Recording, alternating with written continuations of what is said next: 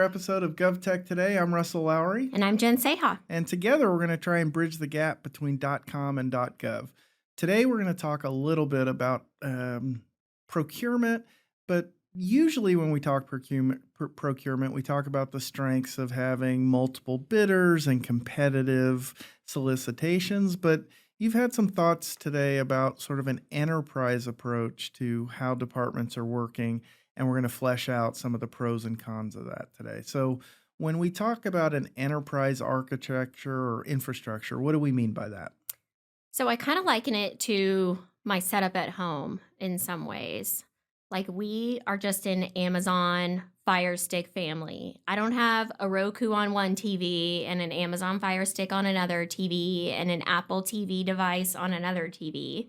We picked one that gave us the most at the best value, and we picked that for every TV in our house. And I've got one at the office, and I have one I travel with. So there's the upside of, hey, everything's interoperable. It all works together. It can talk to each other. But there's the downside of, I may be missing something on that other technology. Or what if I had one on every TV? Then I'd probably have different options on what I could watch and how I could interact with my shows.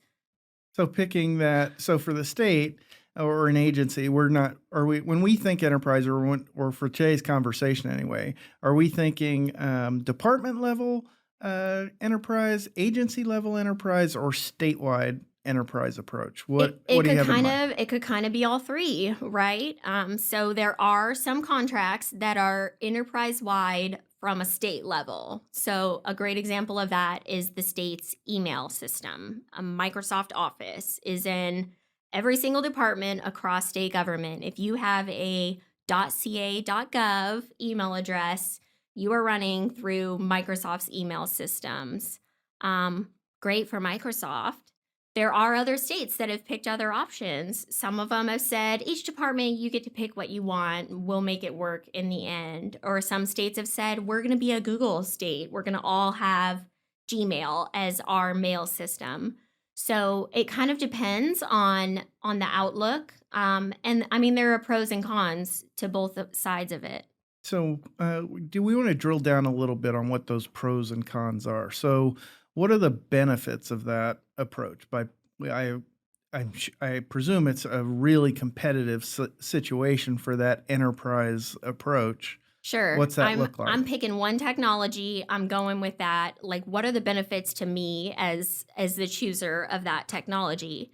Well, first, I can drive a volume discount, and the entire email traffic of the state of California's government employees is a huge volume. That's a big dollar contract for whoever wins it, but it also gives the state a lot of ability to negotiate. They're more willing to cut you a great deal from the private sector if you're bringing 200,000 emails versus 1,000 emails. So it gives them great volume discounts and ability to negotiate with that big of a service package and of a contract. It also gives you, which I think is really important, interoperability. So at home, I know if I turn on the TV in my bedroom, I'm going to get the same thing. It's going to talk to the TV in my living room. It's the same idea with the state of California. I think what necessitated it all those years ago is I remember, I don't remember which governor it was, but someone wanted to send an email to every state employee. And everyone in the office was like, we can't do that. Like, there are hundreds, if not thousands, of contracts for emails across this. Or even when Governor Brown came into office and said, how many cell phones do we have across government? I mean, I was working in the Department of Finance at that time. That was a serious exercise because there are hundreds of cell phone contracts with cellular providers across state government. So it wasn't like, oh, we can pull up this contract and see exactly who has a phone. It was, we have to pull up dozens, if not hundreds of contracts. We have to call every department and ask them how many contracts they have. Some departments had multiple contracts. So It's an idea of interoperability, clicking one button, making one update, patching one security vulnerability. That's really appealing to people when you have one system. It also means you don't have to have people that know or have the technological background on all those systems.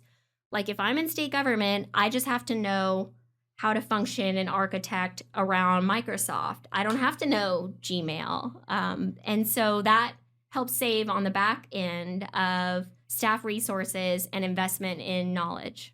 So volume discounts, interoperability, and staffing easier to staff because you just train on one model. Those seem like pretty obvious benefits. What are some of the downsides? I mean, when you get one vendor that wins that big of a contract, they overnight become the 800-pound gorilla that pretty much every other vendor is shut out. If I'm selling Gmail, I don't even need to bother in the state of Right. California, right? Because that decision's been made. They've got the contract. Even if I could today come in and match their price, it doesn't make sense to lift and shift an entire state government to a new system. So once they've picked a winner, it's great for the winner. It kind of stings for everyone else that has a different technology, maybe in some cases a better technology. There's a downstream effect of everything that integrates with that. So if my software or platform or product doesn't integrate well with whatever enterprise system the government has selected, then I'm kind of out of luck too. So in some ways it does reduce competition, right? You're not open to anything. You're only open to things that are interoperable and work well with what you already have. I was thinking of the security implications of if you have a vulnerability, the bad guys are always looking. If they find one, they've got access to everything in the system in the state because everybody has the same system involved. Yeah, I mean, there definitely are, like if there is a vulnerability that hits the type of software that you've chosen as your enterprise software, you're definitely at risk, right? And not just you, but every single state department that's Right. using that. So that is the downside, or like outages, for instance. So we've seen people take the approach of multi-cloud strategies or multi-provider strategies where like I don't just have one cloud provider. I have one and then maybe I have a backup and then maybe I have some systems on this other one as well. So I've spread it out a little bit, but at least I have a backup, right? It's from security standpoint, that's really the recommendation to governments and frankly to private sector too, is like having a multi-cloud approach, at least on the cloud security front, for redundancies in your operations. That makes a lot of sense, but that seems like it might increase some expense too as you're working through those vulnerabilities. Yeah, it very well could. And then you've got to have people that know how to operate on that cloud and that one too, and this one over here, that's our main cloud. But every department has to weigh the costs and the benefits against having their operation shut down. For some, that's not an option, right? So when you think about the enterprise approach, where's that decision being made? What's the decision-making process on whether or not we're going to head that route? Who's making that call? So right now at the state level, I think there's some things that are decided at the CDT level. I'm seeing the most consolidation and enterprise approach at the department levels. And we've actually heard from a number of them recently that they're going after consolidating and modernizing and picking one platform and going with it. So, for instance, the Department of Public Health in fiscal year 22-23 submitted a budget change proposal and was funded. They have 220 programs, so tiny little miniature departments within a department at the Department of Public Health, and their data was siloed in between these individual programs. In addition to that, they had 72 systems that were operating independently and managed by various programs across the organization, all that contained data, and that data was just stuck in those systems. It wasn't talking to each other. It wasn't even able to talk to each other in a lot of instances. So there was a huge lack of interoperability, a huge lack of sharing that data and using it to make enterprise decisions. So over the past year and a half, the Department of Public Health has been looking at how they bring those systems together, pick one platform. You can have different systems, of course, but they all have to be interoperable. They all have to talk to each other. They all have to share data back and forth so that the department has an enterprise approach, at least to data, right? Right. You can have a different system, but we need to know that the data we're looking at, this is going to become so important when we start to talk about generative AI. We need to know our data is at least being discussed and shared from the same place. And to draw insights, you need the more data you have, the better data you have, the better the insights that you're going to draw out of that data are going to be. Sure, no one wants 72 systems that they have to manage and update, especially if I can narrow that down to like maybe 3 or 4 systems and just have all of the data from those 72 individual systems in the hands of the decision makers that need it in a very easy way. That makes sense. So that's an example of where it's happening at the department level, and on one level, that seems to make sense. That they're responsible for managing their programs, they're making the decisions for their programs. But you take one step up, and now you might have that occurring at the agency level, or do you have it occurring at the Department of Technology and applying to Yeah, multiple different agencies? when you sort of walk up from there, why stop at just one department? Why should public health data be in that silo, but healthcare services has their data in a different silo? So, I mean, you could make the argument, why don't we have an agency-wide one? And all of our HHS is under the same architecture, it's in the same systems, and we just share those systems in between departments. It's really like a level up from what public health is dealing with in a lot of ways. I don't think we're quite there yet. I mean, there are some instances where an agency will procure licenses for something and share them between the departments, but there are some barriers to making that happen easily. The main one is our budget. Our budget isn't like, oh, HHS, you get X dollars. That's Wait, not how it's laid out, right? It's this department gets these dollars, that department gets those dollars. And in fact, to share things in between the departments, they have to execute interagency agreements and track all of those funds going back and forth. And it does become pretty difficult. So I don't know that we're to the point where we're going to see a lot of agency-wide, all the HHS departments need to get together and use one system. But I think we are getting to the point where they're going to be like, hey, you guys need to talk to each other. You need to execute a data sharing strategy. You need to get on the same page with data. And we've discussed it on this podcast a couple times of like the great work that the HHS agency is doing when it comes to data sharing. I think that's going to become more prominent than these enterprise-wide contracts. But, there are some things. Everyone in state government buys a computer. Why do we have 50 different contracts for computers? That's what right? I was thinking. The number one benefit you identified as we started the conversation for the enterprise contract was volume discounts.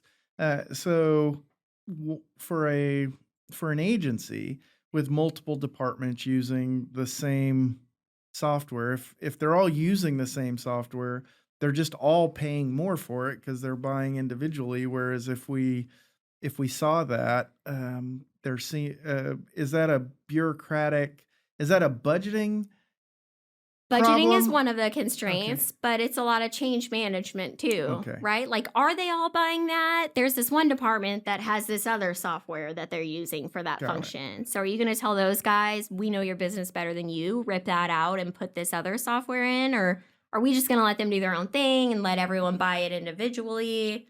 There's, the back and forth. Change is hard. Government doesn't love change. The difficulties of, we've been doing it this way forever, leave us alone and let us do it this way.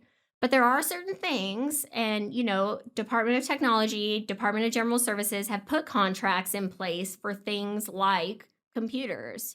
If you want to buy a computer, every department doesn't get to go run to Best Buy and pick out what kind of computer they want.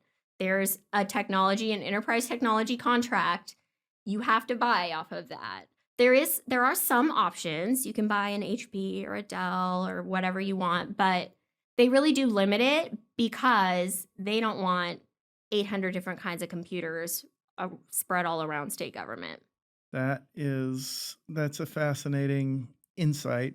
If I look at the enterprise technology contract, that's a little different than what we've been talking about, just enterprise approach. So the contract is a specific contract that applies to hardware, correct? Yep. Are there other contracting vehicles where this enterprise purchasing occurs? Any insight that you can share on that? Yeah, CalNet is another great example. So all of the telecommunications technologies that are purchased in the state are on one contracting vehicle. Super easy to buy from it. You submit a form and say, hey, I need, a Polycom phone. And they've already negotiated and set up very easy channels for you to be able to buy that. So that would be another one. Okay. And then there are a number of contracts that the Department of Technology or DGS holds that apply to every department and are for some type of service or goods. Microsoft has an enterprise contract for operating systems and email at the state level. It's even on non-technology things too. So like there's a statewide contract for vehicles. We don't want every department going out and negotiating with their local car dealership. We will set up an enterprise contract for vehicles, and we want them within these ranges of acceptable uses. Or even like security guard services. We don't want everyone having to go out and buy their own security guard service. We, DGS, will put one in place, and everyone can buy off of that centralized sort of enterprise contract. So I'm thinking of security. So Department of Technology offers a security suite of services to departments and agencies. But the departments or agencies are free to use that, or they can individually contract with other providers in the market to do that. And so you do have those security providers sort of competing with the Department of Technology for that security business at the agency and department level. Is that kind of competition good and efficient, or is that an inefficiency that we should be looking to weed out? So the concept of centralizing these contracts versus, a federated model where, yeah, we have some centralized, but the rest of it go out and buy has long been debated. And, the legislature, governors for years have talked about the benefits of both approaches with the volume discounts versus we want to spread this out to a lot of suppliers. And why do only the big businesses get this? We want small businesses to have a piece of this too. So, there are these instances, security products are one of them, where it would be a lot easier from the private sector to just sell to our central security office. You guys buy everything. We don't have to have an army of salespeople out here. But that's just not how the state buys. And there are people that think that's a better model. I'm happy to have a whole sales team. I want to go sell at every department in government. So there's some stuff that's a little back and forth on it, right? Like what are we going to offer on a statewide basis versus what are we going to tell departments that they can go out and get on their own? And is that statewide contract mandatory, meaning every department has to buy off of that contract, or optional? They can use ours or they can go out and procure their own. So they fall in different places depending on what the product is and frankly, what the department has capacity for. So our Departments of Technology has a Security Operations Center, a SOC, and they offer that service to other departments in government and even local governments. Those departments, if they don't want to have a 24/7 security operations center, they can just contract with CDT. We've got you. We'll cover it here. We staff it around the clock. but they run out of capacity too, right? Like I think the last I heard, they were up to like 87 entities that were using them, and they had a backlog of like another 55 that wanted to come on. Wow. But that's a big workload for them, and they have to get positions authorized in a budget and budget authority to be able to contract with these other people. So there's a balance of what can you tolerate as a department as far as workload goes, in processing this and in taking those clients on. Ultimately, they become clients. Right. Or they increase the price that they're billing the agency or department to in order to be able to hire and staff up to do that. And so that would just come out of the department security budget, which would then make their sort of private sector competitors maybe more competitive. There's Or, a they price. turn around and they have to go get a BCP and budget authority because they have to spend more, and the Department of Technology is charging them more. And then legislators turn around to the Department of Technology and say, why are you charging them more? And it's, we don't have authority to hire people to charge them less. So Right. there's a lot of intricacies that play into it with our budget process and how we fund things in government, that don't make it as easy as just a no-brainer decision. Well, I appreciate the insight on sort of the enterprise approach. A lot to think through. Sort of as a wrap up, or for our listeners as we think about this. Should we be? Do you think we should be pushing for more enterprise, less enterprise? Where do you land on after sorting through the pros and the cons? I think things would be easier if we just went the enterprise approach. But I do think that there is a downside that hurts our policy priorities in the state, mainly along the lines of small and DVBE businesses. So I think we've met a really good balance of enterprise versus distributed, everyone go their own way. And I certainly see the value at a department level of picking an enterprise technology and having things integrated at that level.